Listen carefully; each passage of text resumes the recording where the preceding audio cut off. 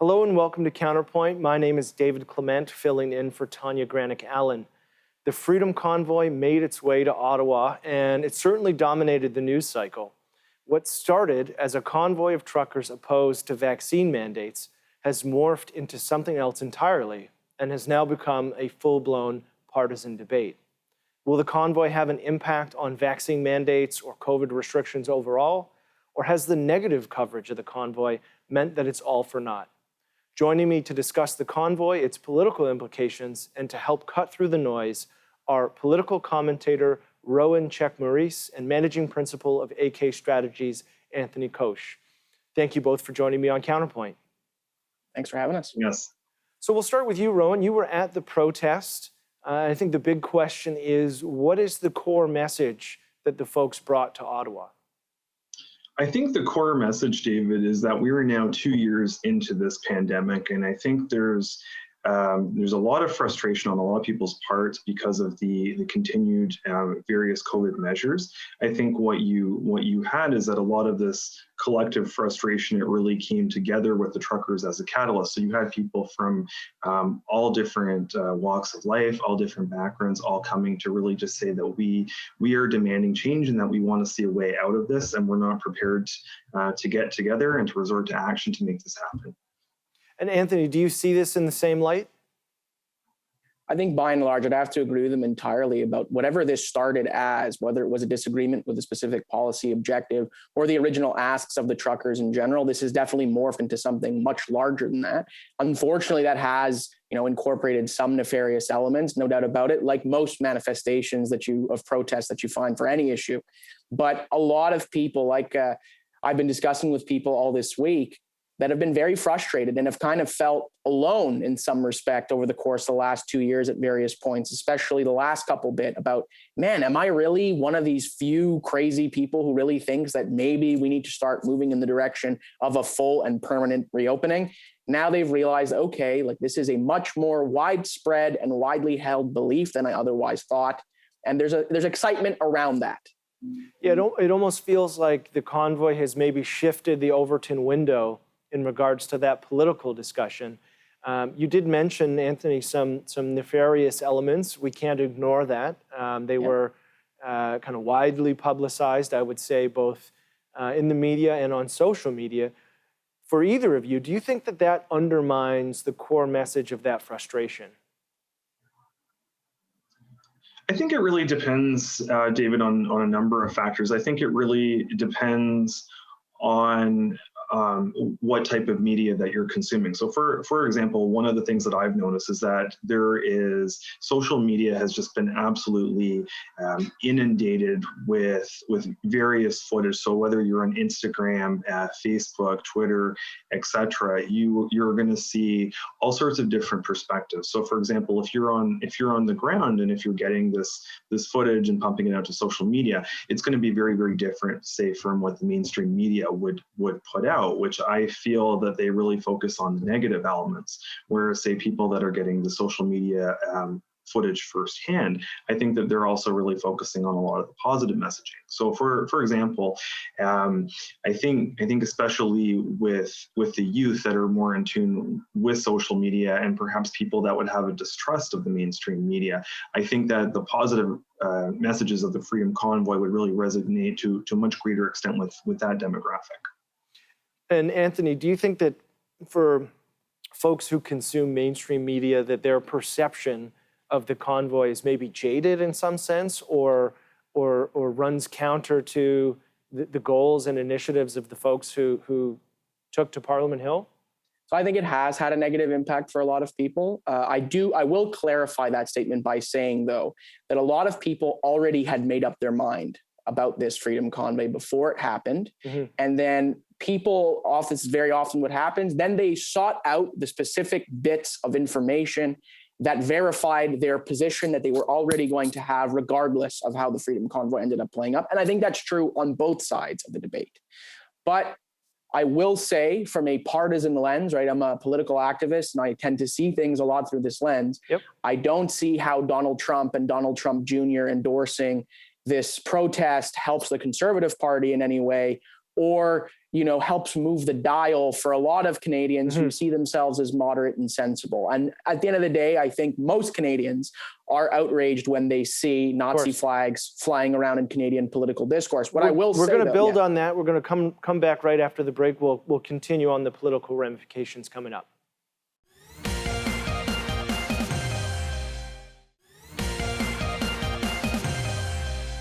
Welcome back to Counterpoint. I am joined by Rowan, Czech-Maurice, and Anthony Koch to talk about the Freedom Convoy. Before we went to break, Anthony, you had mentioned, obviously, former President Donald Trump, his son Donald Trump Jr. There are others internationally who have recognized the Freedom Convoy, Elon Musk, Joe Rogan.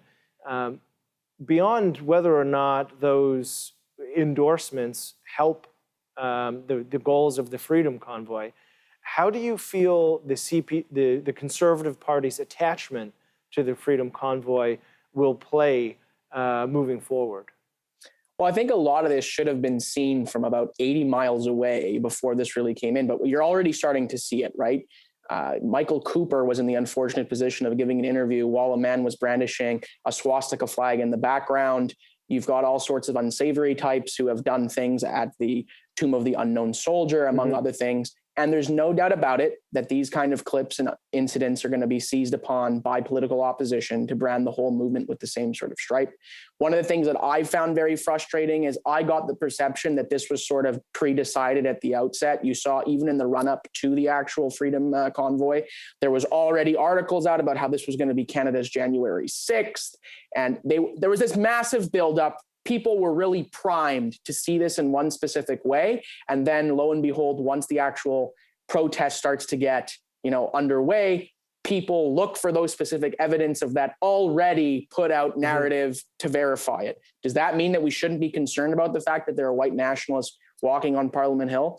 Absolutely not. But I will just say, like even an article today, for example, that said that, just because it's not violent doesn't mean that it's peaceful, and emphasizing. And then I laugh because you contrast that with what happened with Black Lives Matter protests all throughout summer of 2020, when we were talking about mostly peaceful riots and looting exercises. And I think that for a lot of people too, even like me, I'm a Jewish convert. I'm about the proudest Jew you can ever imagine. Seeing a Nazi flag is not something that I'm ever going to enjoy. But I did find it interesting to note that this protest has been treated very differently than some of the more of the other ones that we've seen over the course of the last 2 years. Yeah. I mean, that's a very good point. We see this come up in regards to conversations around boycott, divest, and sanction in regards to Israel. Rowan, I want to go to you on this. What was the impression on the ground for the folks there? Did they acknowledge, did they appreciate the whether it be lukewarm or not, the support from some Conservative members of Parliament? David, I don't really think that a lot of the people on the ground specifically were really focused on what the thoughts and what the endorsements were of the particular Conservative Party MPs that did stand up for it. What I did see on the ground is that there was a lot of people that were very, very happy to be there. There's an extremely large and enthusiastic crowd. Now, I think what also has to be said is that one of the challenges that did come about is that it was extremely, extremely cold. So what you often would have is that you'd have people go out, say, for very brief periods and have to run back to their hotel to, say, get a bit of warmth, to get a bit of shelter. Maybe they would hang out in the Rideau Center, for example. But I mean, that being said, I did notice that there was a poll out today, and it was from Angus Reid, and it was basically saying that it alluded to the fact that 54% of Canadians do want to do away with these COVID restrictions. So that is a very decisive number, and that is now increased. It's now up from 40% in the earlier part of January. So I think a lot of people, they're feeling pumped up. They feel that the wind is in their sails in terms of getting the momentum of getting the endorsement of the Conservative Party MPs. And then you have what I would really say is that the people on the ground, you had a mix of Tory supporters, PPCers, and then of course you had a very, very large apolitical contingent with no affiliation that just really wanted to have their voice heard. People just generally frustrated. We have about a minute. Anthony, do you think that polling is caused by something like the Freedom Convoy, or is a symptom, or is the Freedom Convoy a symptom of that general sentiment?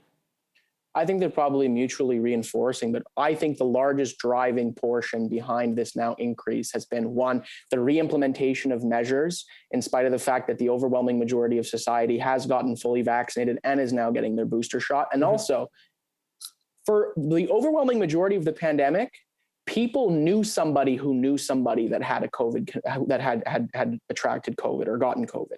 Now, everybody and their mother either had it themselves or know somebody in their immediate vicinity, whether it's a friend, a family member, or otherwise who got it. Omicron has gone through society. We do have to cut to break, but we'll continue right where we left off.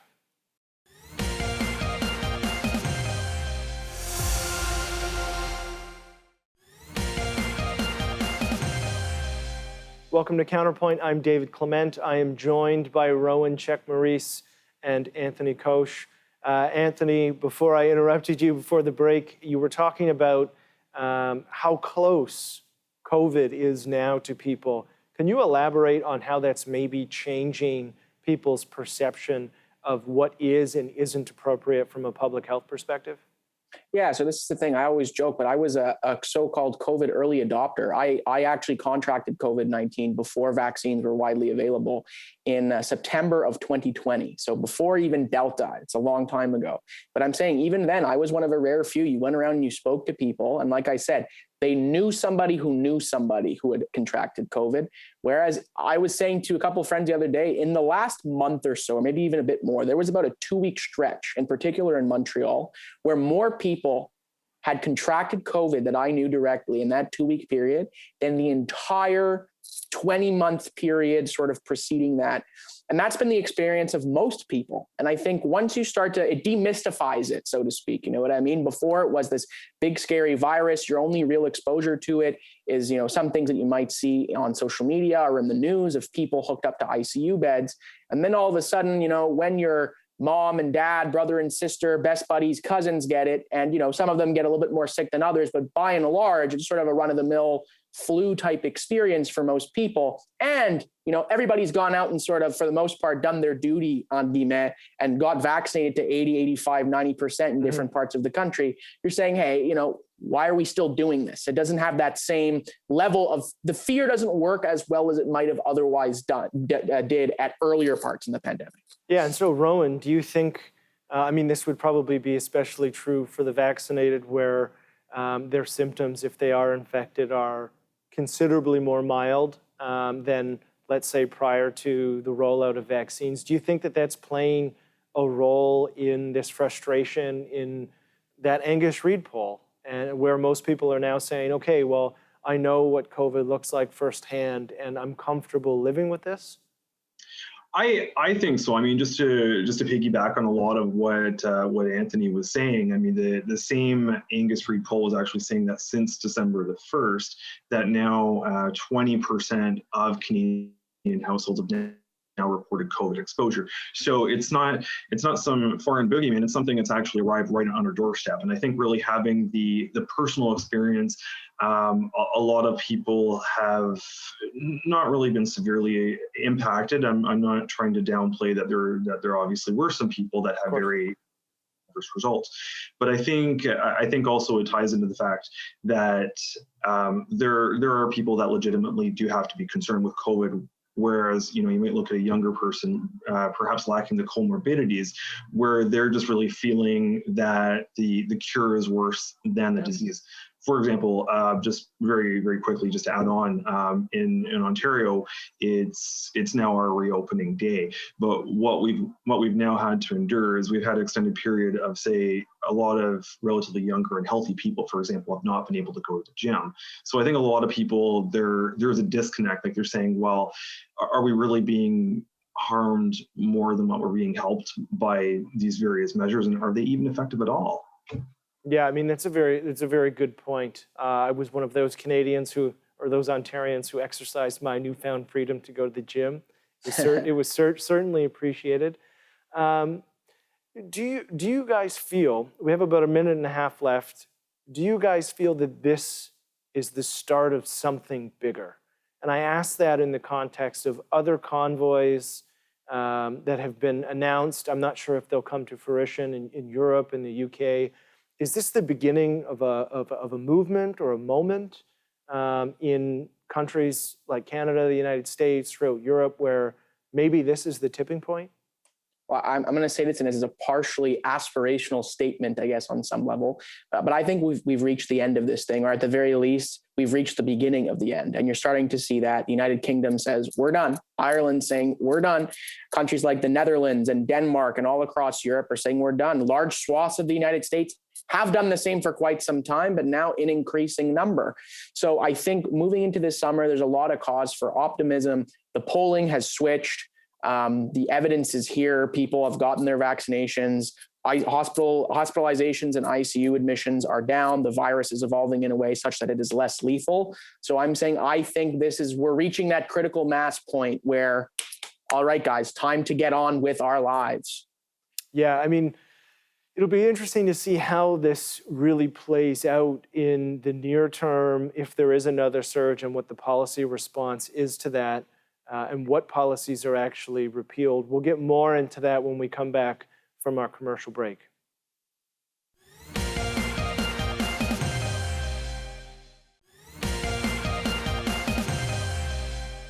Welcome to Counterpoint. I'm David Clement. I am joined by Rowan, Czech-Maurice, and Anthony Koch.